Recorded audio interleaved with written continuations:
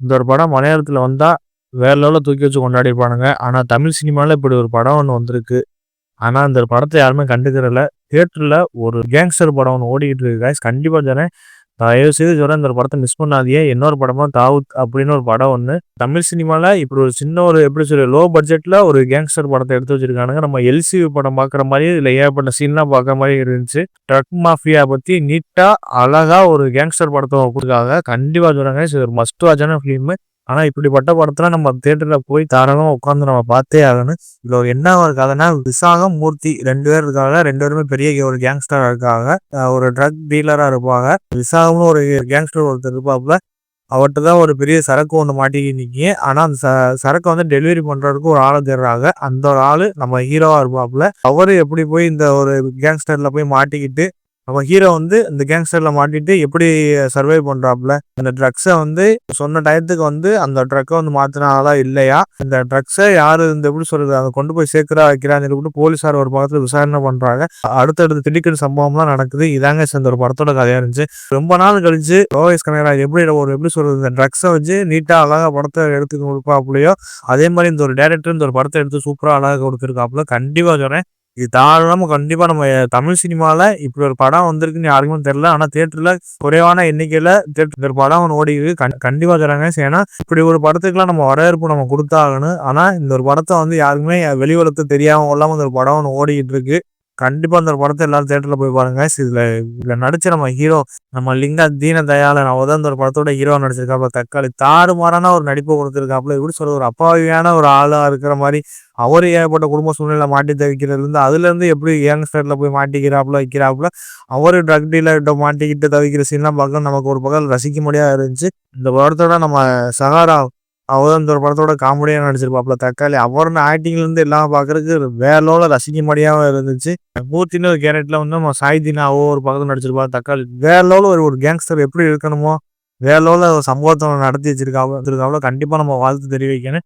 அதுக்கப்புறம் நம்ம அபிஷேக் வினோத் அவர் தான் இந்த ஒரு படத்துல விசாகம் அப்படின்னு ஒரு கேரக்டர் நடிச்சிருக்காப்புல. தக்காளி 2 பேரும் மாறி மாறி சண்டை ஒரு சீன்லாம் பார்க்கணும். நமக்கே ஒரு பக்கத்துல ரசிக்க முடியாத இருந்துச்சு. அடுத்தடுத்த பிளான போடுறது, அதுல அவங்க இவன்ட்ட வந்து நம்ம சரக்குலாம் மாட்டக்கூடாது, வைக்கக்கூடாது அப்படின்னு சொல்லி ஏகப்பட்ட பிளான்லாம் குடுப்பாப்புல. அத பார்க்க செம்ம இன்ட்ரெஸ்டிங்கா இருந்துச்சு. அதுக்கப்புறம் இதுல போலீஸ் அதிகாரியா நம்ம ஜெயக்குமார் அவர் தான் அந்த படத்துல போலீஸ் அதிகாரியா நடிச்சிருப்பாப்புல. கிட்டத்தட்ட 3 பேத்துக்கு வேலை பார்ப்பாப்புல.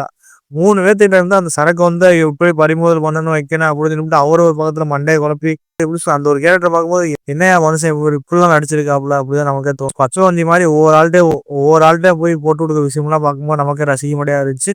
அதுக்கப்புறம் மெயினா நம்ம சொல்ல வேண்டியது இந்த ஒரு படத்தோட யாருப்பா அந்த தாவூத் அப்படிதான் நமக்கே தோணுச்சு. ஏன்னா இந்த தாவூத் கேரக்டர் ஸ்டார்டிங்ல இருந்து எண்டு வர தாவூத் யாரு யாரு அப்படின்னு சொல்லிட்டு நமக்கே ஒரு பக்கத்துல இந்த கேரக்டர் பார்க்கும்போது யாருப்பா அந்த கேரக்டர் அவரு உடனே ரிவீல் பண்ணுங்கப்பா அப்படின்னு நமக்கே தோணுச்சு. ஏன்னா படத்தோட ஸ்டார்டிங்ல இருந்து இந்த மாதிரி தாவூத்துக்கு வந்து இந்த இந்த விஷயம் போகக்கூடாது, வைக்கக்கூடாது. இது வந்து அந்த தாவூத் வந்து அந்த அவர் அவர் சரக்கு யாராச்சும் எடுத்தாங்கன்னா தாவூத் வந்து எல்லாத்தையும் கொண்டுருவாப்புல வச்சிருவா அப்படின்னு சொல்லிட்டு அவருக்கு ஏகப்பட்ட பில்டப்பா இருக்கு. அதை பார்க்கும்போது நமக்கே ஒரு பக்கத்துல எல்சியூ படம் மாத்துற மாதிரி தான் இருந்துச்சு. அதுக்கப்புறம் எப்படி சொல்றது, விக்ரம் படத்துல வந்து நம்ம விஜய் சேதுபதி சொல்லுவாப்புல, இதெல்லாம் ரோலக்ஸ் தெரிஞ்சுன்னா நம்மளை கொண்டுருவாப்புல அப்படின்னு சொல்லிட்டு அவர் சொல்ற இந்த ஒரு சீனு இந்த ஒரு படத்துல வேற லெவல்ல அந்த தாவூத்னு அந்த ஒரு கேரக்டருக்கு வச்சிருப்பாங்க. அதை பார்க்கும்போது யாருப்பா அந்த தாவூத் அப்படின்னு நமக்கே தோணுச்சு. நம்ம ஜானி அப்படின்னு ஒரு கேரக்டர் ஒன்று வரும். யாருன்னா நம்ம சரத் ரவி அவங்க தான் இந்த படத்தோட ஒரு கேங்ஸ்டருக்கு கீழே வேலை பார்க்குற மாதிரி காமிச்சிருப்பா தக்காளி. அவர் ஆக்டிங்ல இருந்து எல்லாம் பார்க்கறதுக்கு ரசிக்கும்படியா இருந்துச்சு. ஜானி அப்படின்னா அவர் முழு பேர் என்னன்னு கேட்டா நமக்கே ஒரு பக்கத்துல சிரிப்பா இருக்கு. அதெல்லாம் பார்க்கறது ரசிக்கும்படியா இருந்துச்சு. அதுக்கப்புறம் இந்த ஒரு படத்தோட சரத் ரவிக்கு ஒரு பக்கத்துல ஹீரோனியா ஒருத்தர் வந்து சாரா அப்படின்னு ஒரு ஆக்டர் ஒன்று இருப்பா. அவ்வளோ ஆக்டிங்ல இருந்து பார்க்க சாரா அந்த கேரக்டருக்கு வந்து ஒரு பேர் ஒன்று வரும். அந்த ஒரு பேரை பார்க்கும்போது நமக்கே ஒரு பக்கத்துல விழுந்து வந்து சீக்கிர மாதிரி சீன்லாம் இருக்கு.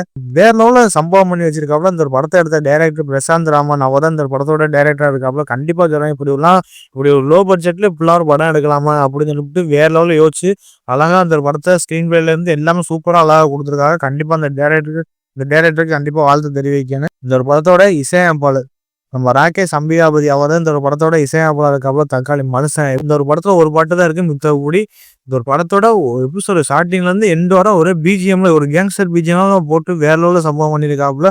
படம் ஸ்டார்டிங்ல ஃபர்ஸ்ட் ஹாஃப் மட்டும் கொஞ்சம் ஸ்லோவா போற மாரி இருக்கு. ஆனா போக போக அடுத்தடுத்த ட்விஸ்ட்லாம் நடக்கிற சம்பவம்லாம் பார்க்கும்போது வேற லெவல் சம்பவமா இருக்கு. அத பார்க்கும்போது செம்ம இன்ட்ரஸ்டிங்காவும் படம் செகண்ட் ஹாஃப் தான் கைஸ் வேற லெவல் சம்பவமா இருக்கு. அதெல்லாம் நடக்க போகுது அப்படின்னு நம்ம ஒரு பக்கத்துல யோசிச்சு இருப்போம். ஆனா அத மீறி கிட்டத்தட்ட எப்படி சொல்றது வேற லெவல்ல ஒரு சம்பவம்லாம் நடக்கு. ஒரு செகண்ட் ஹாஃப்லாம் கைஸ் வேற லெவல்ல ஒரு சம்பவம் பண்ணியிருப்பாங்க. கண்டிப்பா அந்த சீன்லாம் பார்க்கும்போது நமக்கே எல்லாமே ரசிக்க முடியாதே இருந்துச்சு. இன்னொரு படத்துல நம்ம எப்படி சொல்றது பெரிய அளவுக்கு நம்ம கொண்டு போகணும். கண்டிப்பா இந்த ஒரு படத்த ஒரு தியேட்டர்ல ஒரு மஸ்ட் வாட்சான ஃபிலிமா இருக்கு கைஸ். கண்டிப்பா தரேன். இந்த ஒரு படம் கிட்டத்தட்ட 2 மணி நேரம் இருக்கு. அப்புறம் வந்து ஓடிடில வந்தா இப்படி ஒரு படத்த நம்ம பார்க்கல வைக்கலன்னு சொல்லிட்டு அப்புறம் உட்காந்து புலம்பாதீங்க. கண்டிப்பா அந்த ஒரு படத்த தியேட்டர்ல போய் பாருங்க. ஒரு செம்ம ஒரு தரமான ஒரு ட்ரக் மாஃபியா படம் பார்த்த மாரியே செம்ம ஒரு ஃபீலிங் குடுக்கும். கண்டிப்பா அது ஒரு எல்சியூ கன்டென்ட் மாரி இது போட்டு வச்சிருக்காங்க. அதுக்கு அடுத்து அடுத்த ஒரு பார்ட் வருது அப்படின்னு சொல்லிட்டு இதுல ஏகப்பட்ட சீக்வென்ஸ்லாம் குடுத்துருக்காங்க. கண்டிப்பா இந்த ஒரு படத்த மஸ்ட் வாட்சா உட்காந்து பார்க்கலாம் கைஸ்.